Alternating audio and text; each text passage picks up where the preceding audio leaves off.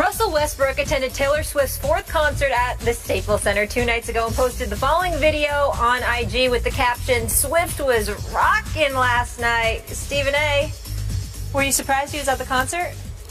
I'm not surprised about anything with Russell Westbrook because I think to say he's eccentric would be kind.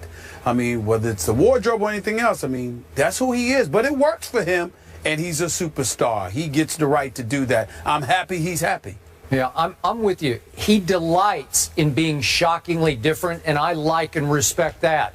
It's his attire, it's his choice of music, it's his shot selection. You just never know what he's going to do because he's going to do what he wants to do, and he doesn't care what you think about what he chooses to do. Now I know he's earned it. Yeah. I ain't mad at him. And I'm telling you right now, Westbrook's making some money off of that, too. Don't be fooled. Brother knows what he's doing. Stephen A., enjoy the concert tonight. No, please. Bye, guys. ESPN.com asked a panel of 200 people of vast NBA experience, knowledge, and perspective which teams will experience the most turmoil this season. And the results are in. The top 5 are numero uno, the Kings, number 2, the Knicks, number 3, the Lakers, the Mavericks, and the Clippers. Stephen A., which team do you think will have the most turmoil this season? Well, I don't believe that the Clippers should be in the top 5. I think they'll be just fine. I would flip the Lakers and put them at number 2 and the Knicks at number 3. In the case of the Sacramento Kings, I would definitely put them number 1 because George Karl had better find a way to mend fences with DeMarcus Cousins. He's got to figure out a way to get that relationship steered in the right direction because if he does not, it is going to be a problem for him for a long, long time to come, for as long as he lasts, because they're going to get rid of him. They're going to fire George Karl if George Karl doesn't find a way to fix this relationship. DeMarcus Cousins, from a talent perspective, is the best big man in basketball, as far as I'm concerned. He is lethal. He's big time. He's 24 and 12. It's automatic, too, no matter what the situation and circumstances are. And he clearly has no trust nor any love for George Karl, and he's incapable of hiding it. Somehow, some way, George Karl has lost trust from, his players, particularly DeMarcus Cousins. And his MO was being able to work with players and to cultivate relationships. Now, obviously, he's somebody that is an exceptional coach. The man knows the game of basketball, X and O's wise, knowing how to utilize guys, put him in the best position to succeed. George Karl is one of the best in the business. But particularly in this day and age with these guaranteed contracts, with the exorbitant amount of dollars that are being thrown out there, when there's a problem, the players are not the ones that are going to go someplace in most instances. It is going to be the coach. So somehow, some way, George Karl has got to fix that. I would say that the Lakers are a close second because Kobe Bryant is the Black Mamba. Kobe Bryant is a 5-time champion. Kobe Bryant, in all possibility, this could potentially be his swan song. Even though I'm hearing stuff about him in New York, I'll believe it when I see it. But in the end, what it comes down to is this, Skip Bayless. Kobe Bryant's going to be back. He's going to want to go out with a bang. He's going to be looking to shoot the ball. He's going to look for guys to step up and produce. And the personalities that they now have on this team, the Louis Williams, the Roy Hibberts, the Brandon Basses of the world, these are not punks. They are not going to back down to Kobe Bryant. And as a result, even though I don't anticipate that there would be problems, there very well could be, because those guys are not going to take any stuff from anybody, including a 5-time champion who's the face of the franchise. They don't care.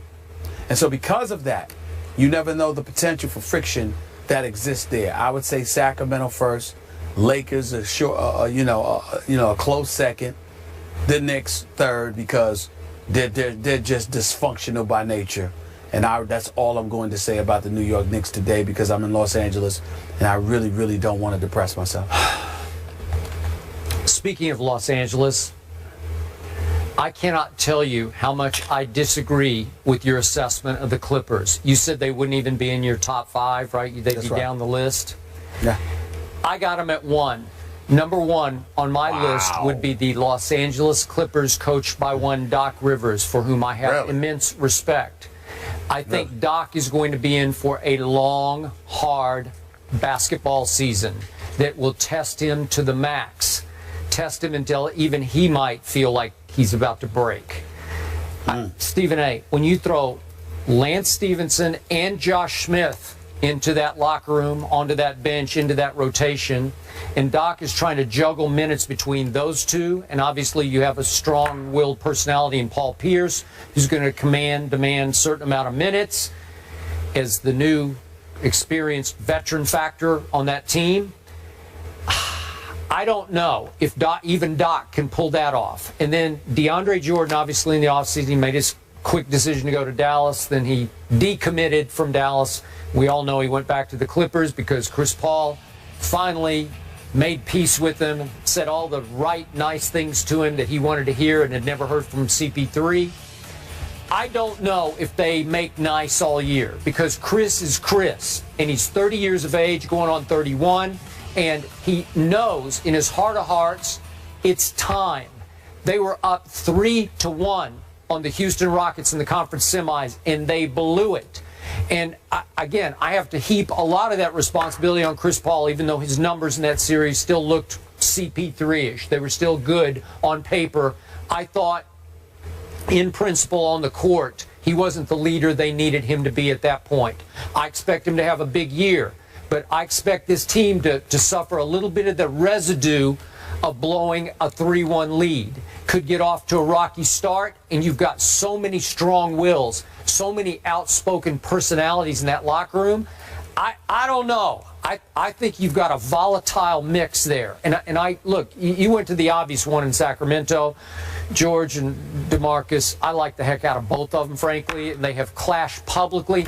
I'm wondering if they've clashed so much publicly, it's so out there, that it will help them clear their air a little bit to where they'll at least coexist this year. And plus, DeMarcus Cousins, he's a different kind of cat. Skip. I know him. He's a different kind of cat. I love his game. I think he's big time. He's I think he's the best big man in the game. I think they concur. would have been asinine to trade him. I don't think you let him go. You deal with him. But the thing about it is, for George Karl to get there and literally to be there for just a minute and talk about trading him or allow those rumors to get out there, that you can't do that. You got to know that this is a different animal you're dealing with here. You can't do that to DeMarcus Cousins. You can't do that. Well, and so because of it, I just consider it to be volatile. I know you sit there and say the Clippers, and yeah, the potential is there, but I just have so much faith in Doc Rivers as a leader, and I think the whole fiasco involving DeAndre Jordan helps them immensely because a lot of the stuff that was being internalized got out. And because it got out and they realized what almost happened to them, I think CP3 is going to be an even better teammate. I think Blake Griffin deserves a lot of credit because if you notice, no one really had a problem with Blake Griffin. And so because of that, I think he also assisted in bringing guys together. Paul Pierce is there now. He's a champion and he's a leader. Give credit where credit is due. I think you look at that, the fact that you added Paul Pierce to that locker room, and Paul Pierce was in Houston at DeAndre Jordan's house when all of that was going down too. The fact that all of that happened, I think the combination of Doc Rivers, Chris Paul, and Paul Pierce as your leaders with Blake Griffin. I'm going to give Blake Griffin some love here because he's a big-time player. And to be quite honest with you, he's a little bit sensitive and all of that stuff. But he's a good person. He's a good person. I think that when you look at it from that perspective, I think they'll ultimately be fine. In Sacramento, that's a different animal. And in Los Angeles, with Kobe's last season approaching, it could get very, very interesting. It really could. I didn't anticipate those two teams. Very interesting. I'm on record, and I'm not backing off that. Okay, we got you. Lack of faith in Doc Rivers, Skip. More First Take after the break. Keep it here.